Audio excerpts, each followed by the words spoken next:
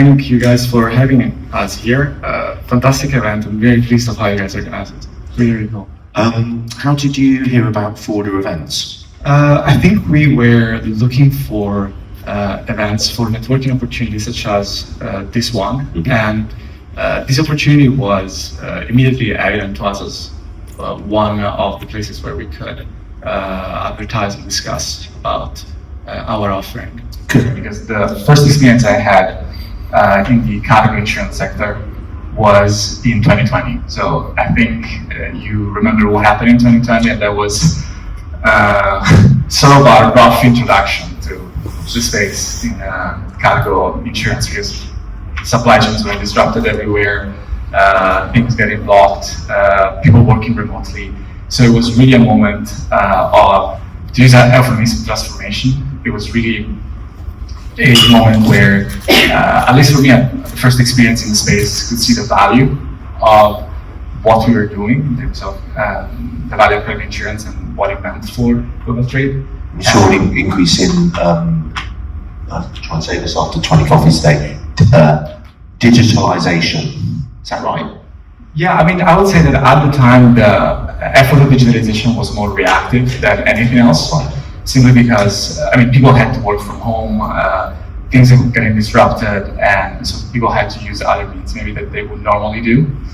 What we saw after the COVID was something that actually was more proactive, and was part of the research that led to our project right now. I think I can click through. Okay, yeah, the Swiss Re Digital Cargo initiative that we're working on at Swiss Re. And what we saw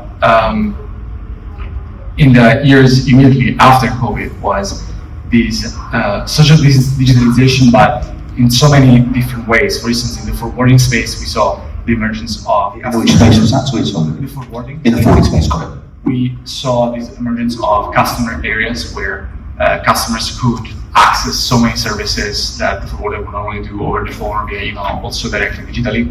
This was something that, at least from our research, was available also earlier, but not in such a scale, and maybe were only the largest players that were offering it, or not for so many markets. And we saw more and more brands coming to that kind of service, that kind of activities. And also in the shipping space, the emergence of the e-booking, again, it was something that existed also earlier, but it started becoming more prevalent as in the years after COVID. So, along with insurance needing to digitalize because of that era, what other market related issues are you seeing in the sector as a whole?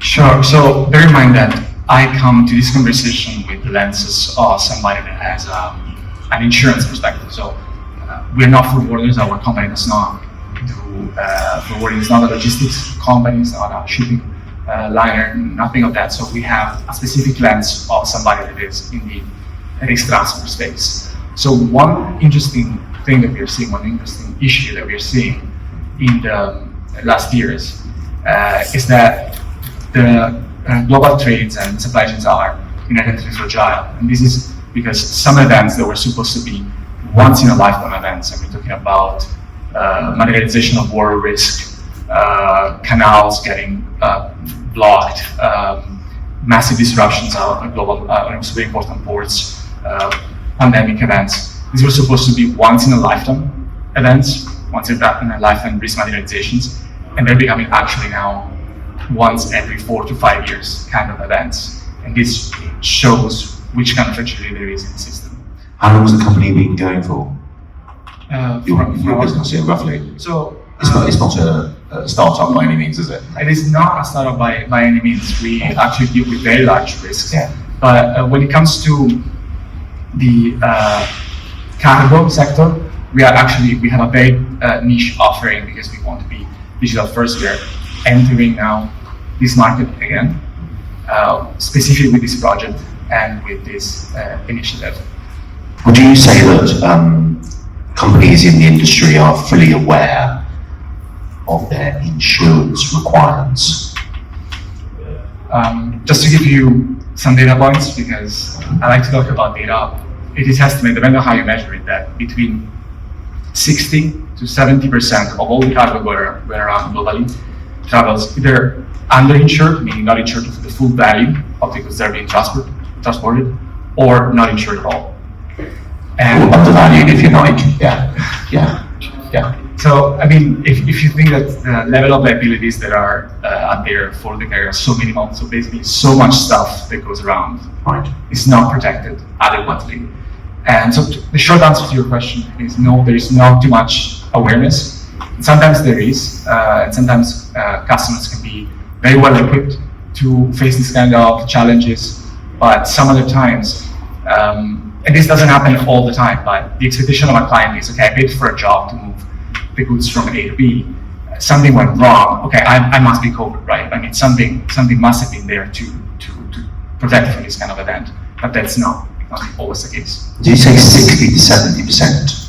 Underinsured. Yes. It's underinsured. Yes. The protection gap is massive in the space. So something goes awry, something gets lost, a container falls under the water, whatever it may be. Yeah. There's just no payout. Well, there's a payout, but it's under. Is it as simple as that? So this is a much more complex question that is still the surface. So depending on the means of transportation, depends on the international convention. I'm not going to go off a tangent on that, but there is a standard minimum level of liability that is attached to in terms of coverage in these kind of events. But to simplify to the maximum level, if you're shipping something that is typically lightweight and high value, it's very rare that you're going to be satisfied that you're going to be covered with the kind of standard liability level that there is, and you want to actually have a cargo cover that is specifically designed to protect the full value of what you are, what you're moving. How are you involving insurance in the sector, and can you tell us about how you offer risk transfer? Sure. So there's probably one single slide that I wanted to present today, and it's actually this one here. If there's one message I want to send across, is this one.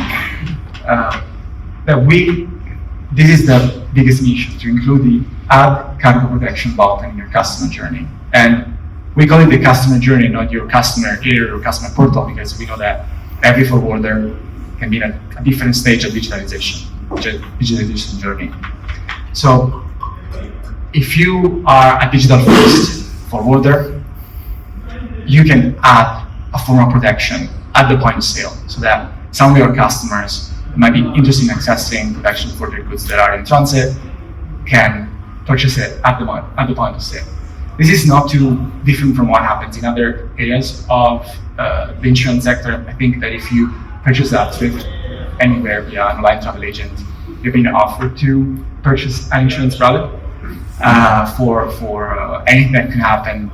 You, for instance, could not path anymore. And this is a similar concept, to make that offer at the point that adds the most value in order to complement the offer of a forwarder. And to also allow, granted that the specific rules are respected, that the specific laws are respected, also to allow additional margin for forwarder. What other, in a nutshell if you can, particularly with this one, what other solutions do you offer? Sure. So there are actually two products that we offer. One is an insurance product, one is a guarantee product. And depending on insurance and guarantee. And guarantee. So there are two different products depending on what is needed and depending on what wants to be distributed. And in both cases, I mean, given that the specific rules and legal requirements are respected, these represent both opportunities to complement an offer, the core offering of forwarder, and also an opportunity to increase the margins of a typical sale. Do you have any other advice you can offer our audience, and let's stay within the realms of this two products you've got? It's interesting you asked me about political advice, because I was met a person in the coffee earlier. I think this person had more than 20 years experience, so if anything, I have to take advice from some of the seasonal professionals that are here, especially since being new to the space and coming with a very, very specific and narrow angle in the space. Maybe I'm the one that has books to borrow from your libraries, guys. So that's what I say. Yeah, but I think that maybe because there's so much experience in the room, it is visible also to them that this problem that we are addressing is a very important problem, that the protection gap is pretty big in this particular space, and that what we are building is really useful and value-adding. Okay, good stuff, great insights. Well, look, we've got one last question. We're not going to have a Q&A today. That's my agreement, of course. So, but if you do want to have a chat, maybe do a one-to-one. Last question: how will technology? We have prepared the questions, just to let you know. How will technology continue to shape the sector? Well, I think that if I ask anyone here if the world is going to be more digitalized or less digitalized in 5 years, everyone is going to agree that it's going to be more digitalized in 5 years than it is right now. And yet, if you look at the insurance sector, especially in the cargo space, it is very, very traditional. And that's perfectly fine per se. You can get very good coverage with very traditional products. But I think that the direction is clear. And this is the direction that we're going into with this initiative. Okay, and of course, we've covered AI in previous conferences, haven't we? So, yeah, lots of stuff coming over the hill there as well. Good stuff. Well, look, thank you very much indeed. Very little chat, I like a fun side chat.